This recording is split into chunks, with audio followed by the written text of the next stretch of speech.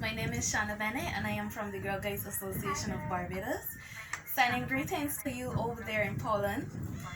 I am a senior ranger within the Girl Guides Association of Barbados, and I would have also been one of the participants at the 2019 JLS with your leader Anya. So she has invited me to your session to just tell you a little bit about how I feel about the mindset. So I'm not sure if Anya had told y'all already. I am a blossom guider within the association. So the mindsets to me are very important for us to practice as leaders, because it's like the stepping stones for you to guide the girls in the right direction. So the first mindset that I will speak to y'all about is the responsible mindset. Now, as you know, the one major part of the responsible mindset is to state the what if. So within the responsible mindset, we know that risk assessment is one of the major issues, or one of the main focuses within the responsible mindset. Now, with my group, the Blossoms, or what y'all in Poland will call rainbows, I think, we have to do risk assessment. Like if we're taking the kids on, say, a scenic tour or something like that, we have to always assess the risk. We have to think about the what if. What if the bus was to break down? How will we get these children back to camp? What if one child turns up without a blanket to sit on if we're going to a picnic? What if the rain falls? Should we walk with umbrellas to protect the children? What if that's what we're supposed to be focusing on within the responsible mindset. And I think this is very important, especially dealing with the younger groups within the Girl Guides Association.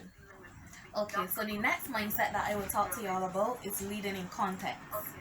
So we know that within the leading in context mindset, one of the major issues or the major concern is to take the initiative.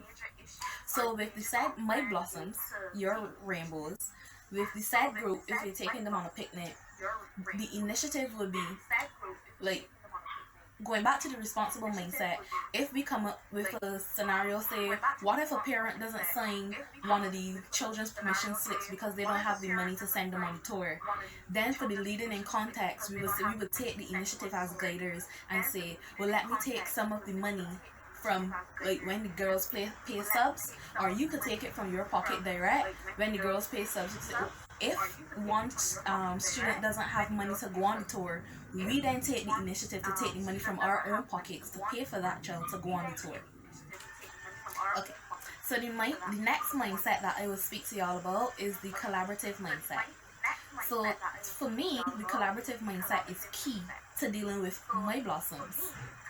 So say I have a leader under me. She's like my helper.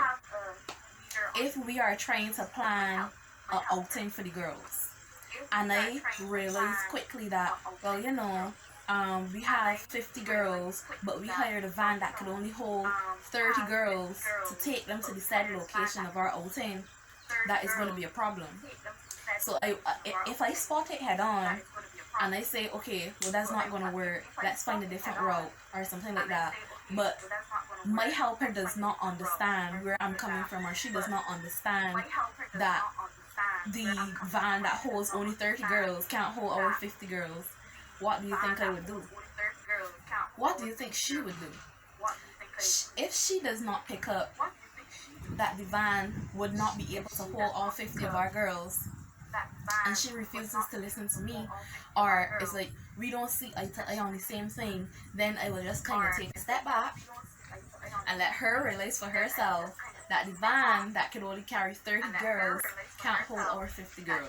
So we would either need an additional van or a van that's bigger that could hold all 50.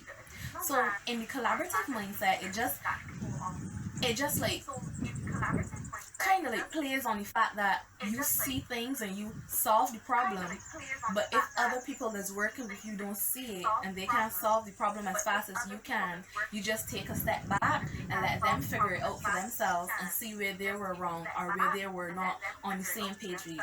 That's the collaborative mindset. That's kind of how it works. Okay, so the next mindset that I will speak to y'all on is the creative and critical thinking mindset.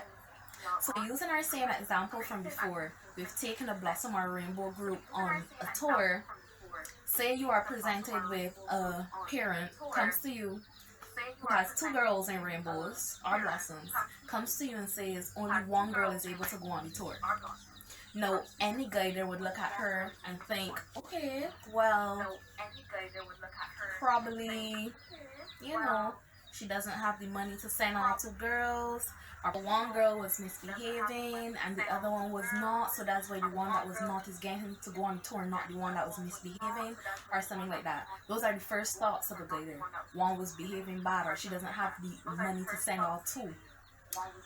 How about you thinking of it with a little more logic and thinking, well, hey, probably one of these girls have a hyperactive problem, or she has like a mental or physical problem where the guiders would not be able to do with her on tour and 50 other children. That's where the critical mindset comes in. You think of things that would not be the norm within the situation. So the next mindset that I will kind of touch on a little is the gender equality mindset. Now I know that in Poland, y'all have, within your organization, y'all have both males and females in your units. Here in Barbados, we don't. We only have females. It is an all-female association. From Blossoms to Brownies to Girl Guides to Rangers, Young Leaders, and even all of the leaders are females. Now, I kind of don't really think the gender equality mindset is at play in Barbados. However, I have found that, subconsciously or without even knowing, I kind of include males into my Blossom program, because my Blossom program is at a school. So on evenings when I'm there with my Blossoms, I find that I kind of include the males at the primary school that I have my program at into my Blossoms program on the evenings. So sometimes when I'm there outside with my girls, if we have an outside activity or if we have games evening, we will be on the outdoors. So the males that are still at the school after hours, because mine is after school is finished, it's not within school. So when school is finished, we meet. So when the males are, just waiting for their parents to come pick them up on evenings, they see us there doing stuff, coloring, painting, drawing, skipping, playing games and singing our songs. They want to come and join us. And I don't say no, that this is only an all-girls association. We actually invite them to our sessions and they play some of the games with us. They color some of the same pictures that we color. Whatever activity it is that we are doing the evening, they also do. And that's the gender equality. So the last and final mindset that we are going to touch on today is the reflective mindset. And this would have actually been the last, number 6 of the mindsets as outlined by the World Association of Girl Guides and Girl Scouts. Yes. So within this mindset, you kind of just sit back and relax and kind of like look over or glance over everything that has happened. So you have a meeting with the parents in your Blossoms group or your Rainbows group. You kind of ask them, how was the term? How do you think the program went for the school year? So they will kind of tell you, they will give you feedback. And with how the reflective mindset works is that you incorporate their ideas or their feelings or their reactions into the planning of your next program for the next year for your girls. So it also entails, you taking into mind, you just remembering everything that parents would have said within the meeting, what changes they would like to see, what other tours they would like their girls to go on, what other badges they would like their girls to work on. You don't take everything that they say and make it your syllabus, but you just take some of the things that they say, their ideas and stuff, and you incorporate it into your program for your next year for your girls. So that's kind of how the reflective mindset works. So that would have been, just a little take on how I incorporate the 6 mindsets into my program here in Barbados. And again, I am Shanna Bennett from the Girl Guides Association of Barbados, sending you warm greetings from Barbados. So it has been a pleasure meeting you girls, and I look forward to working with you. Hopefully I can sit in on your session on Saturday. And I kind of have a challenge for you. If you think that this video was a little helpful to you in understanding the mindsets, I would like about 6 volunteers. One person could speak on a mindset. So I have one person speaking on each mindset. You know? So 6 girls to cover all 6 mindsets. And send me a video right here back in Barbados about how you understand the mindset or what the mindset means to you.